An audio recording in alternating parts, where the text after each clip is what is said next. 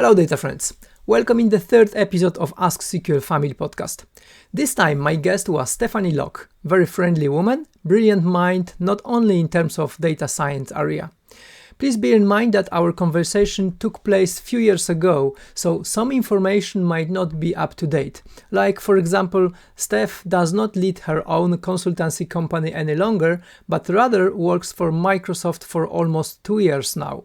Initially as a cloud solution architect manager, now she heads up the team of digital and app innovation technology specialists who work with the enterprise customers. However, most of the topics we discussed are timeless, so enjoy listening our talk. Welcome to Ask SQL Family Podcast. This is episode number 3 and our guest today is Steph Locke.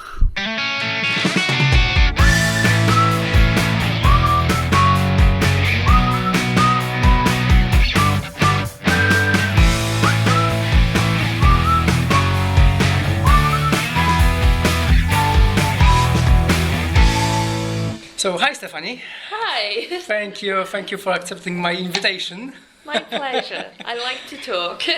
Great. It's our pleasure, basically. We are sitting in the after the conference in Manchester, SQL Saturday, one of the empty room. So I hope nobody just interrupt us anymore. So let's start at the beginning, the idea of this interview is to show you for the other people that maybe they don't know you very well, and to show you not only as a professionalist but also as a very common person. How dare you say I'm common? I'm Welsh. We're common as dirt. We're more than common. Sorry if I use inappropriate word. So tell us, what is your name and where are you living currently? I'm Steph Locke. I live in Cardiff in Wales. And I live at home and I get to work from home most of the time with my husband and 2 dogs. So I have a great office. Wow. So how many monitors do you have at home? I actually work on just my laptop. Oh, okay. Especially because I work, these days with 4K screens, you can fit quite a bit on a 13-inch laptop screen. And I work with clients, I work on the road, I work in hotel rooms. So I weaned myself off the dual monitor or the really big 27-inch monitor. Okay. Because it was, it's just easier if I just make do without it. Yeah, true. Yeah, it's more convenient, less stress. And what are you doing for life? So I started my own data science consultancy in February. So since then I've been doing a lot of training, helping people upskill in data science and associated technologies, helping clients deliver projects. And I've been doing a lot of conferences, which was great because I did that before, but now as I'm the boss, I get to say, the conference is okay, Steph. You can have some time off after it. That's right. So when you did start your own company? February this year. Yes. Oh, okay. And I haven't had to quit yet. So that's good. Yeah, we can say that you are pretty young, boss. As February is like 5 months ago, yes? Yes. And my boss, she's mean. I only get Adele Inspiron. I have to earn more money before she allows me to have a much better laptop. True. So how the Phoenix is going? Good. In the company? I was saying earlier that I have enough pipeline until January to cover my salary. Okay. So if nothing else, if for some reason nobody else wants to hire me till January, I get to continue doing my own thing for another 6 months. So that's fantastic. That's almost a whole year of being in my own little startup. So I'm really happy. What is the project? Is a secret? I'm doing a range of stuff from training to sort of mentoring, some technical stuff, a whole blend of activities between now and January. Okay. So very cool. Nice. I like variety.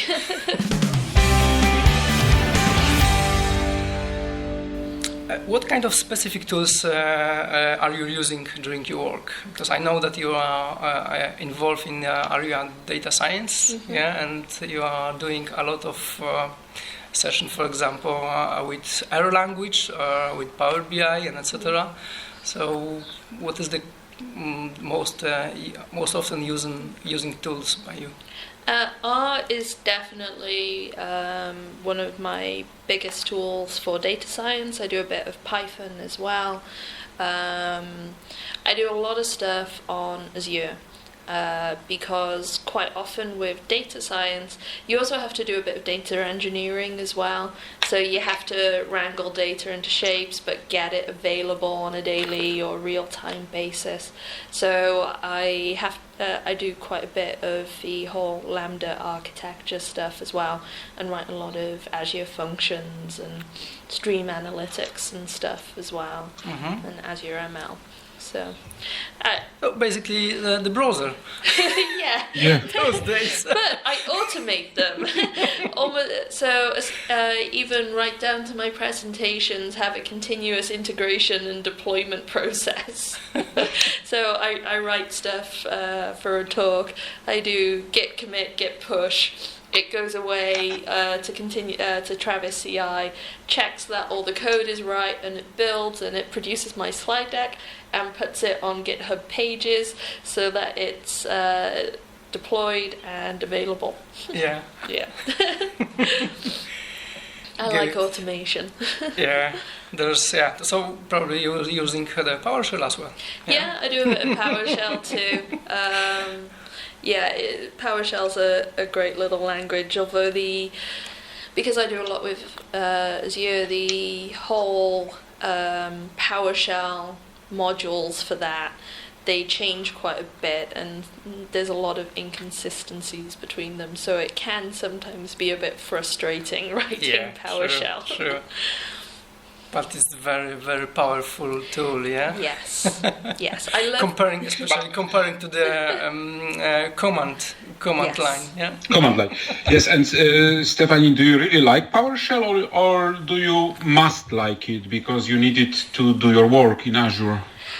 What is your feeling? Yeah, I really like it because I believe in being lazy. So I try to avoid doing repetitive work or work that is low value. So I like to script away those things, and PowerShell helps me do that. R helps me do that. So any language which makes it so that I get to do more cool projects is something I'm a fan of. Yeah, and I think the PowerShell goes in a good direction because each newer version is better and better, is getting better and better. So I can remember the PowerShell in version 1, and it was new, it was funny, but right now you can do almost everything, and the remote stuff is pretty well right now. For example, I do some part of my job is in SharePoint, so configuration SharePoint without PowerShell is impossible. So I had to like it. So now I like it because. Yeah, I think often it takes that I have to use something to get you over the reluctance to go through that learning curve. Because once you've gone through that pain of learning that new thing, you can come to appreciate why you learned it. Whereas before, you just see a lot of the learning curve, you think, oh, but I'm doing fine in my day job. Why would I learn this thing that automates some of my day job? I'm doing it well enough. It's only once you've gone through it and then you look back, you go, wow, did I only used to do that much a day? I'm now doing like 5 times that much, and I get to play with these cool things now. You think, yeah, okay, PowerShell's done a great thing for me. Yeah. I think especially more DBAs should be picking up PowerShell. And more BI people. Especially DBAs, yeah. Yeah, especially DBAs. Or accidental DBAs. Yes. Yeah. Or even sometimes, developer guys, because sometimes you can automate deployment process, with PowerShell. And it means you don't have to wait for an infrastructure person to get something done. You can do it yourself. Yeah. Of course, if you have permissions or privileges to do so, that's yes. But the DevOps is right now a cool thing, I believe so. Yeah. So yes, the PowerShell is a must, I think. Yeah. It's a very. Do you actually like R language? Because I see you do a lot of R things also. Yeah. So do you like it? I really like R. It's a great language. So, base R, which is the R that has been around for a very long time, since 2001, was actually written to be backwards compatible with a language called. It was written in the late 70s, early 80s to be an interface to a load of Fortran and C algorithms and to produce charts and stuff. And because this language was written so long ago, there are tons of really weird ways that base R works. Like there is to put an object into memory, you make an arrow with a less than symbol and a hyphen. And the reason we do that is because on the keyboards back then, there was one of these symbols when they were typing this S language. So it's a legacy of something that was around before I was born. So some base R code, it can actually support programs that were written before I was born, and they will still yield the same results today. Amazing, yeah. So that's really amazing, but it means the language is crazy. Yeah. At that base level. So I do a lot with data table, and then the other packages, a whole universe of packages called the tidyverse. And the tidyverse puts a really sensible veneer of code on top of R. And that makes it's phenomenal for data manipulation and analysis. Like, I wouldn't touch SSIS anymore. The GUI is painful. Yeah, true. But there are so many. The static pipeline is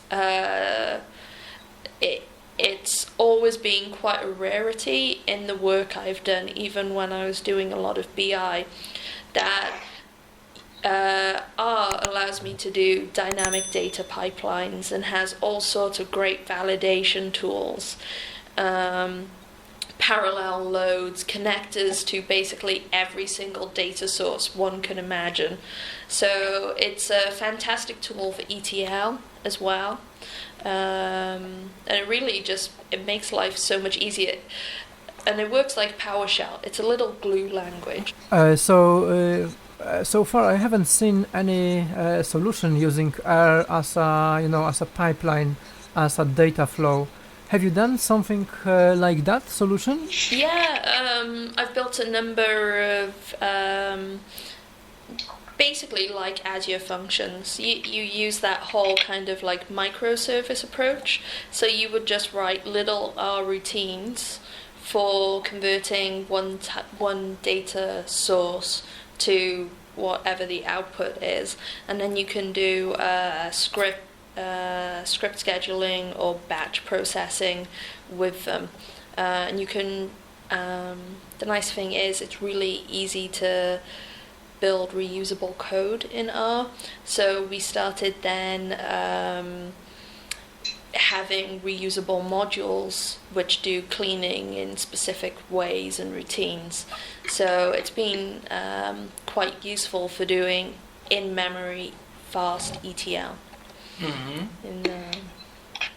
So what you basically do is you write an Azure function, and then you just inside the Azure function you just put the R code, and that's what you do. Yes, that's what I understand. No. So unfortunately, at the moment, R is not a supported language in Azure Functions.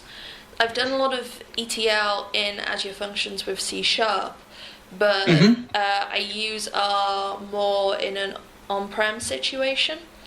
So, or you can push them to Azure Batch Compute. There is a package that allows you to really easily send jobs to Azure Batch. So if you need to do ETL, that it has to be, kind of the embarrassingly parallel big stuff. It's quite easy to scale out with that. I'm still hoping, though, that we'll get R integrated into Azure Functions. Oh, That would be awesome. exactly. So it looks like very new feature that could replace the current ETL processes. Yeah, and it has. So the problem I found with SSIS and even Alteryx and stuff is it kind of condenses down who can do ETL. But quite often devs need to do some ETL as well. Data scientists need to do some ETL. Your BAs can do some. And if you can make it so that your sort of like processing engine will allow any number of languages, then your devs can write a bit in C#, your data scientists can write a bit in R or Python, your BAs can use logic apps or something, and then you can it's chaos if you do it wrong. But that kind of sort of more distributed ETL fabric, I think, it just makes it so much easier for people to flex and grow what they're doing. Yes, we have different people with different technical knowledge using different tools. So the ETL processes can be very complicated because they can use their own favorite languages to achieve the same goal. Yes, we just want to gather and transform some data, and that's what we like to do. So yeah.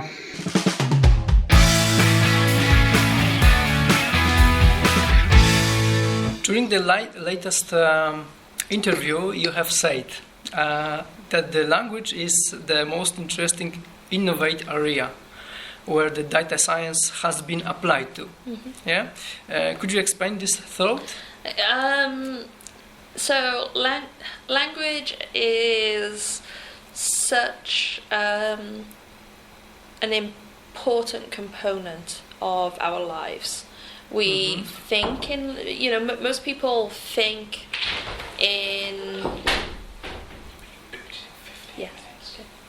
most people think in, actually think in words. Apparently very few people think mostly in images. So all our mental constructs is language when we communicate ideas, whether it's written or or speech or even body language. These are all things that we're doing to communicate, and it's such an incredibly complex, diverse area.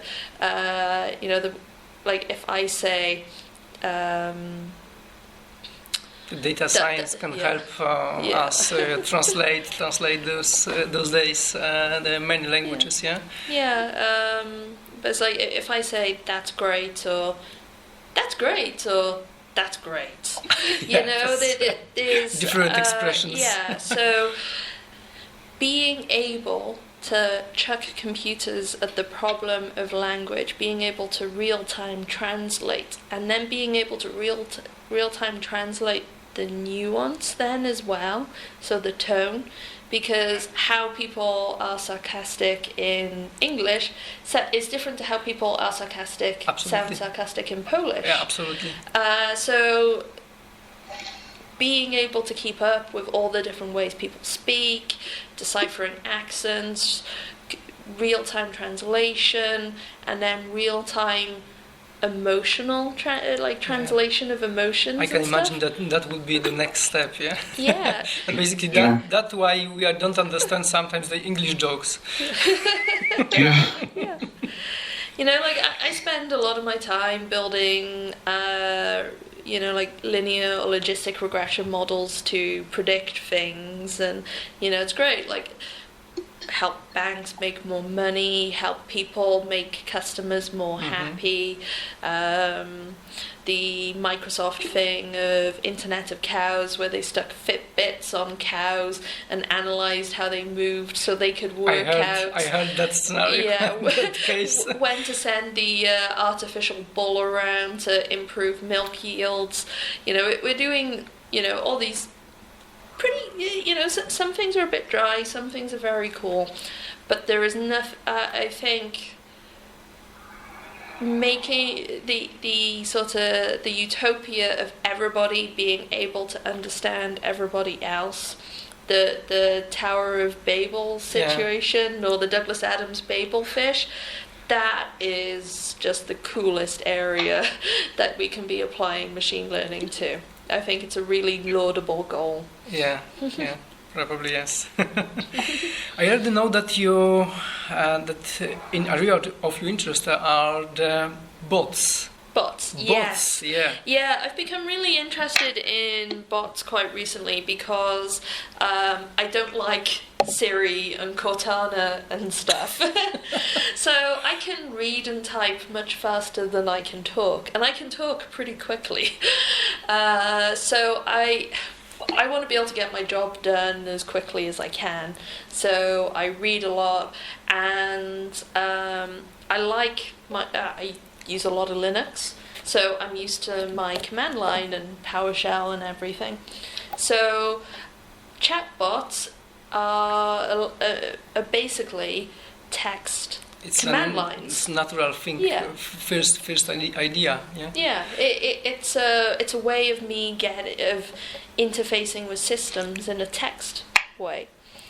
It's much quicker for me than going and phoning somebody if a chatbot can answer my questions. So it's an area I'm starting to build stuff in. So I started small. I built an FAQ bot, and my aim is to build up to a bot that will allow you to say, like, show me sales by such and such. So like the natural language in Power BI, the Q&A stuff in Power BI, and get charts returned to you and stuff. So anybody can talk to the company chatbot with maybe like a tabular model or something behind it with measures and things, and be able to get analysis back in it. Wow. That's my aim. That's what I'm working towards. So I'm going to be doing a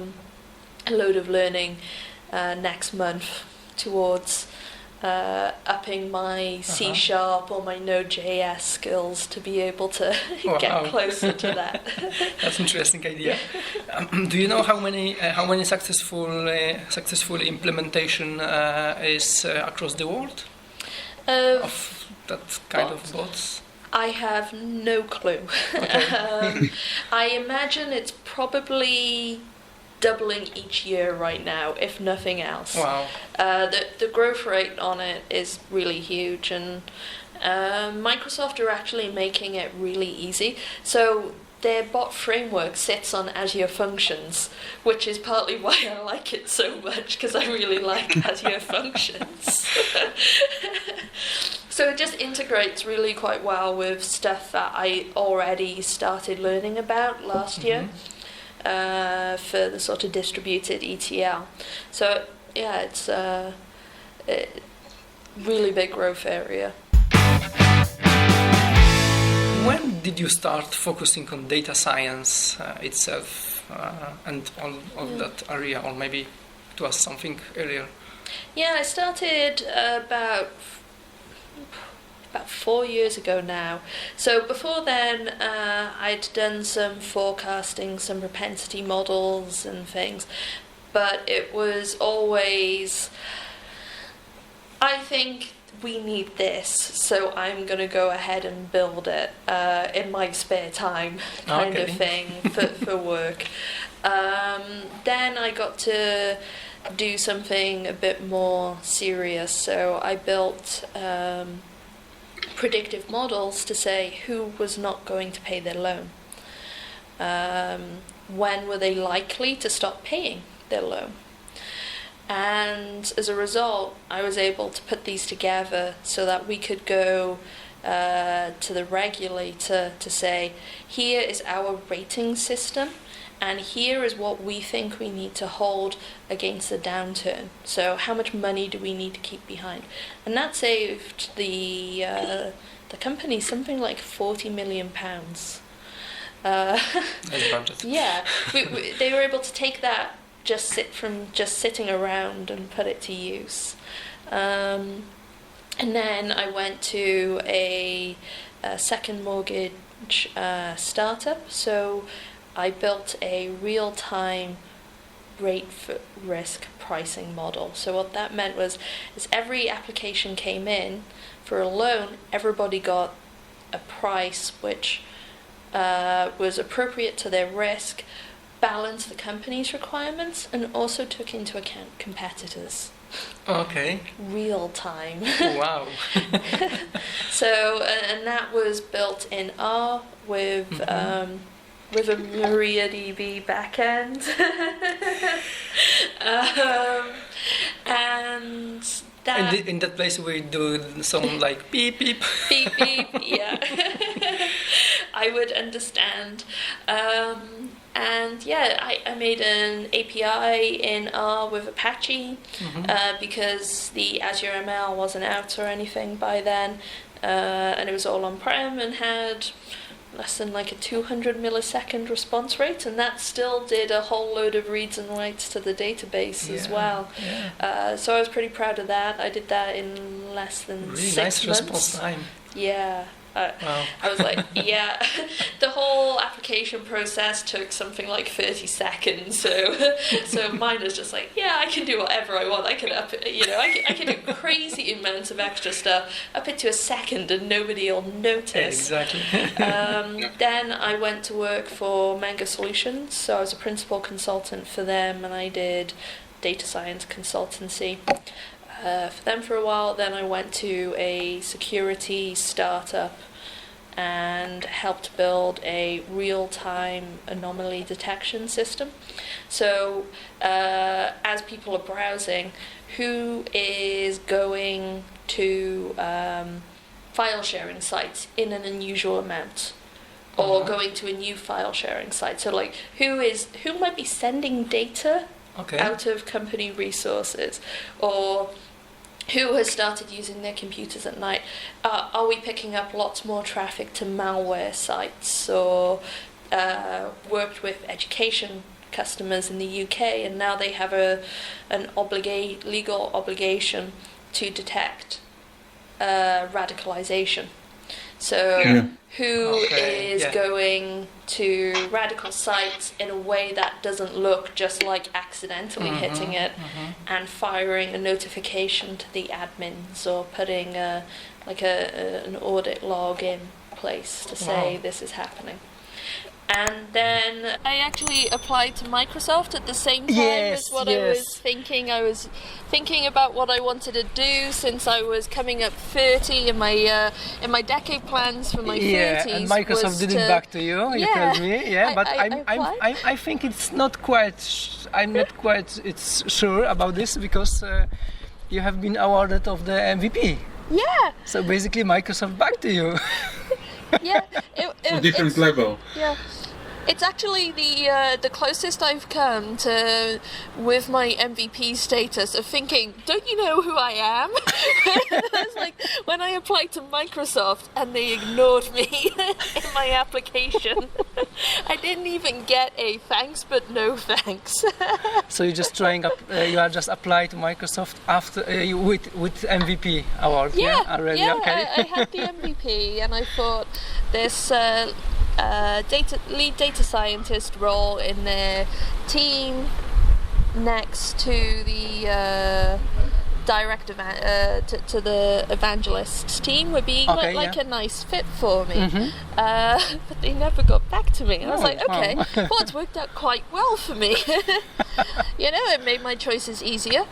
So then I launched my business, and I'm quite happy maybe even better, with the way it went.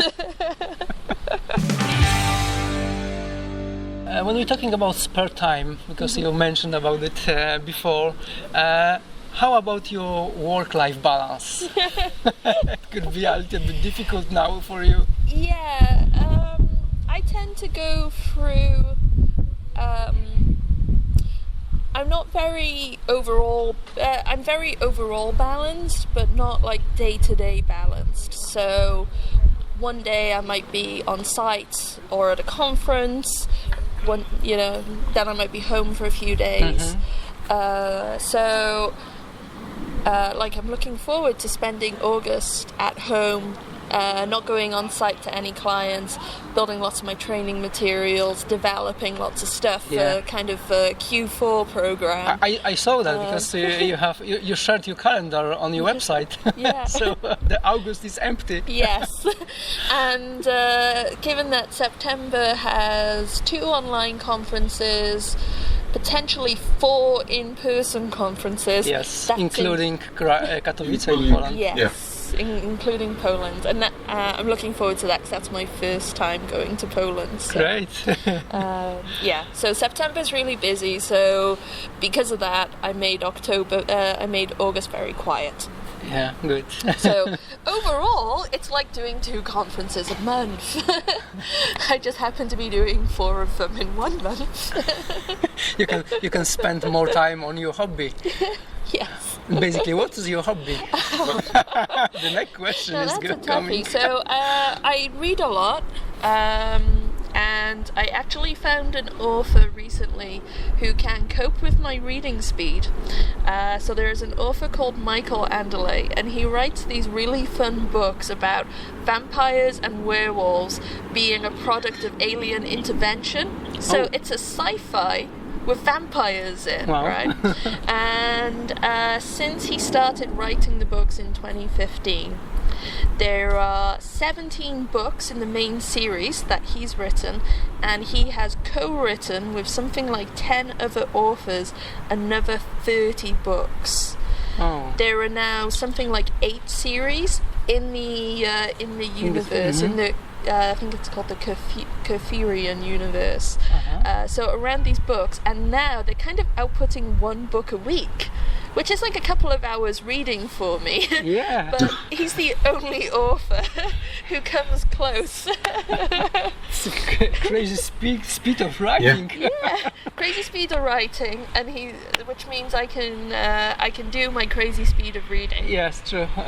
Looks like. Yeah. I play. Or maybe he has a bot to writing his book. Maybe, yeah. Well, now he has all these authors as well working on it, so it's really awesome. I play a lot of board games, and I do a lot. Well, I don't do a lot of board games. Board games, okay. Like. What is your favorite? Oh, that's a toughie. I really like my abstract games, but probably my most played games is Cribbage, which is a classic card game, and Star Realms, which is kind of a deck builder. So it's very much like a resource optimization challenge and everything. It puts my data science brain. Data science everywhere. Data science everywhere, all the time. Yeah, there are some games I have that I'm not that I don't play very often because I'm too good at. So there's a game called Camel Up, where you basically place bets on how soon these camels will finish doing a race. But because the amount of moves everything can take is really constrained, because I can do all the probabilities and the conditional probabilities quite quickly in my head, I'm too good at the game. and I don't like games which I win at all the time. A game something that you always win at isn't worth doing. Yeah, and basically, there's no people that wanted to play with you. No, my husband would like to play the game, but I'm like, dude, I'll win. I mean, if I always win, that means you always lose. Why would you always want to lose? That's worse than always wanting to win. I want a challenge. So the challenge could be if we would take you to the casino next time you are in Poland and you could do the probability things, the data science in your head, and maybe we could even win something. But I think it's too risky. Yeah, I don't do betting generally, just because it's always weighted against the punter. You actually make more money just by investing in an automated tracker fund. Stockbrokers, they usually, like hedge fund managers and fund managers, they get short-term gains, but overall they don't perform that much better than the stock market. Whereas the automated trackers, the ones where computers pick the stocks and everything, often do a lot better. So yeah, just invest your money in an automated tracker fund like Vanguard. That's the best way to make money instead of betting on in casinos. Yeah, betting in casino, you never win in the long term, of course. You can win 1 or 2 games or 2 bets, but at the end you always will be a loser. Yes. Okay, but 1 win, it's enough for me. Yeah. One big win is enough. Yeah. But most people can't stop at one win. It's one of the biases we have. Oh, I've won 1 game out of 3. I must be able to win 2 games out of 4 or 2 games out of 5, and then it just carries on going, and then every win reaffirms the value of gambling, and so people just carry on even they go, you've lost 7 times. Why do you still think this is a good idea? You have less money than you started off with. Yeah. So I don't do gambling very often. Very good. It needs to be very careful with that. It's very addicted. I heard that. I only heard that. I never tried it. You want to bet? No. Maybe next time. Maybe when we stop recording.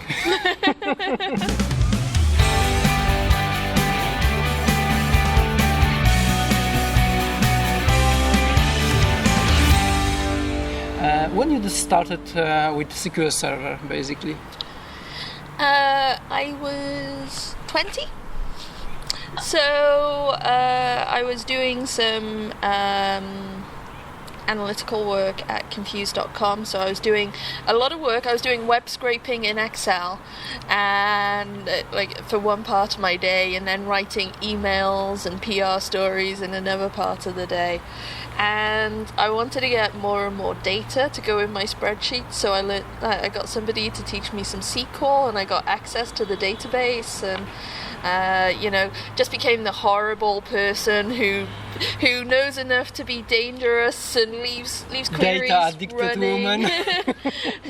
And then I moved into the BI team after that to get more data, to be able to do more things. And I just keep moving sideways and kind of up into things that are interesting and challenging. Wow! And what hints would you give to young people who wanted to start on that market, or using the SQL Server, or using that kind of stuff? Get DreamSpark. What? So Microsoft have these packs of credits that students can get called DreamSpark. Okay. So they can get Azure credits as much as the MSDN thing for free. Mm-hmm. So if you want to learn, but it's only for 1 month. Yeah. No. You can. For basically the duration you're a student, you can get this DreamSpark thing. During your study, okay. Yeah. Mm-hmm. So if you're a student, go forth and do projects that you can show people that you've spent the time building things is so much better than going, well, I did a module on databases, because usually the person who taught you hasn't actually written a real query in about 30 years. Probably, yeah. It's sometimes happened like that. Yeah, I'm very cynical of mainly computer science degrees. And the quality of the IT person that comes out. I find that generally they believe they're really good at computers, but having no commercial or practical experience quite often. Sure. They need breaking of the belief they know a lot, especially in databases. Are you a perfectionist? Relatively so. I try to set myself limits and deadlines so that if I'm not going to meet this, if I am looking like I'm not going to meet this deadline, then I have to stop trying to get it awesome and just try and get something that works. Okay. Because I do know I have a tendency to want to make brilliant things when good enough is usually the right answer. So I try and set myself stop points. Okay. Coping strategies for being a perfectionist. Every strategy that gives you your goals, I think it's a good strategy. So maybe I can ask something, because I'm really curious about how did you start being a speaker. When was your first conference? Were you scared about talking to the people when the room is, crowded? What was your feeling then? So my first time speaking properly was at the Cardiff user group back before I ran it, and I was a bit nervous, so what I did was I bought a bag of chocolates along, and then I got people, I said, everybody who asks a question gets a chocolate. So they weren't listening to me, they were trying to think of questions to ask, and that just made it so much better. And so much funny, probably. Yeah. So, the data addicted woman and the chocolate addicted woman. Yes. I'm a feeder. I believe well-fed, full people are happy people. True. They can't get up to mischief and they don't complain. So when I agree. When I run conferences, I always try and make sure the lunch and everything is really good, because that will make up for so much stuff. If the food's bad, then even the best speakers, their feedback gets lower, because people are grumpy without good food. Yeah, that's true. Exactly, we know that, and we have that feedback from the SQL Day conference. Is that right, Emil? Yes. Most of the statements are like that. They are about the food or coffee or drinks, and because we know that the content, the sessions are okay, they are fine. So the questions are mostly about do better job in terms of make better food next time, something like this. Yeah. And if you have 800 people, then it's a logistic problem. How to make everybody happy so the lunch is not so long, it's 1 hour, so how are we going to do this? So feed everybody. Hello, dog! Yes, that's my dog. She's barking right now. I'm glad it's not only me who has dogs around when trying to do things. Not on you. She just heard something, so... She's telling you about it.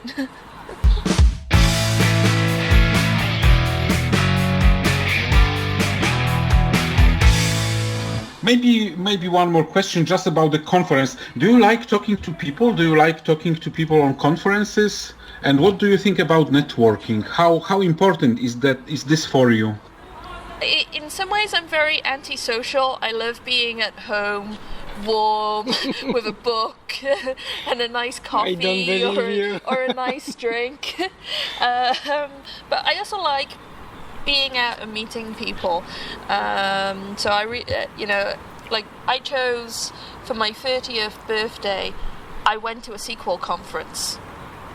So SQL Grilling was William Durkin basically throwing me a barbecue and inviting lots of my friends, and so we spent a day learning. I presented on my birthday.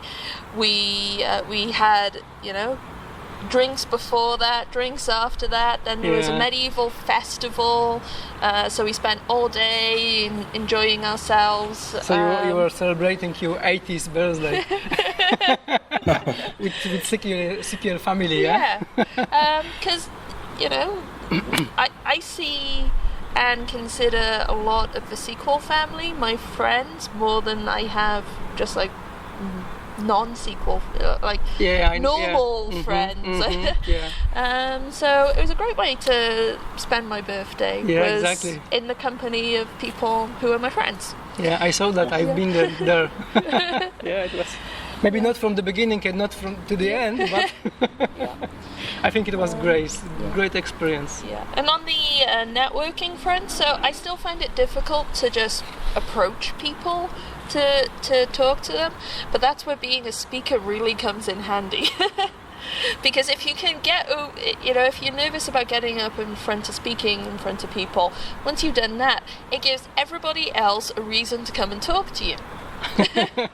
So then you never have to do actually the much more scary thing of going up to a group of people and going, "Hi, I'm Steph, what do you do?"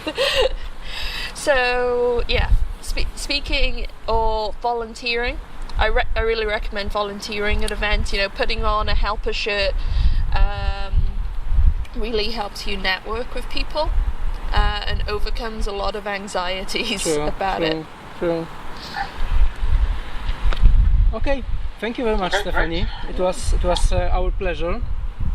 Thank you. At the end of our conversation, tell us where we can find you, or where can find you, the people. Sure. You got my blog, itsalocke.com, and at the moment I also have a site full of all my presentations on lockdata.uk, and you can follow me on Twitter at Steph Locke or at LockeData. Okay. Thank you very much indeed. My pleasure. Thank you for having me. Thank you very much, and see you soon. Yeah, bye. See you soon. Thank you for joining us, listening this podcast, and time spent jointly. You can find this podcast on website sqlplayer.net. Share this episode if you like it, and let us know if you want to hear a specific person from SQL community, or maybe about interesting topic or technology. Thank you very much for watching. As always, all useful links can be found in the comments to the video. Please give me thumb up if you like this video, or leave comment down below. Also, please appreciate my work and hit the subscribe button so I can reach out more people in SQL community who might be interested listening this podcast or watching other videos on the channel. In the meantime, have a fantastic day and see you on the next video. Bye!